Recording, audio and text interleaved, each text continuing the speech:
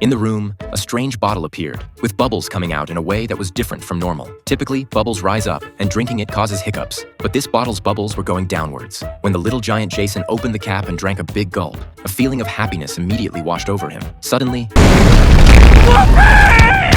a deafening sound drew the attention of a giant, who smelled the scent of humans in the air. He began searching the room. Jason, the little giant, quickly distracted the big giant's attention while Sophie took the chance to hide in a bitter melon. The big giant couldn't find her and casually picked up the bitter melon, just about to eat it when Jason noticed Sophie inside. He immediately panicked and stopped the giant, saying, "You don't like vegetables. You only eat humans." The big giant quickly threw away the bitter melon, claiming that he hated eating vegetables. In the end, Jason used a bottle of strange bubbles to distract the big giant. As the giant left the room, he turned back and yelled, "You're the disgrace of the giant tribe." Sophie had finally escaped, but she was dirty and uncomfortable. Jason, the little giant, led her to his dream factory, where he first gave her a shower, then dried her by the fire, and found a box full of children's clothes for her. When Sophie put on a red jacket, Jason froze for a moment, his face clouded with sad memories. Jason didn't want to talk much, and placed Sophie into a tree hollow to rest while he went off to catch dreams. Sophie, captivated by the dreams filling the room, begged Jason to take her along, but going outside was dangerous. While crossing through the sleeping giants, a giant suddenly grabbed Jason, waking the others up. Here, Jason was the target of bullying by the larger giants.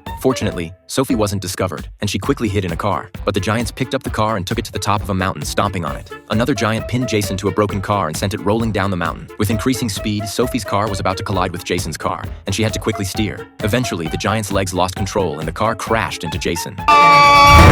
The audience watching this chaos liked, followed, and commented. Suddenly, lightning flashed, and a heavy rain poured down. The giants, terrified of water, grabbed umbrellas and fled. Jason quickly took out a bag to hide Sophie inside. Together, they climbed a high mountain peak, passed through strange mists, and walked until nightfall. Finally, they reached the land of dreams. Jason eagerly jumped into the water, and Sophie followed without hesitation. The water was a world turned upside down, where gravity was reversed. Sophie was amazed by the surreal sight. Jason explained that this was the birthplace of dreams, where dreams were born from leaves and dropped down. Each dream had its own color and form. One golden dream eagerly ran out. Jason tried to catch it, but failed. Eventually, the golden dream stopped in front of Sophie, and Jason finally had a chance to catch it. Seeing the golden dream sealed in a bottle sparked Sophie's excitement. She eagerly learned how to catch dreams, and it made her incredibly happy. After catching dreams, it was time to blow them. Jason put the dreams into a horn, and with a gentle blow, the dreams entered people's minds as they slept. That night, the impossible dreams of people were fulfilled in their sleep. On the way back, Sophie remembered her blanket was left in the land of giants.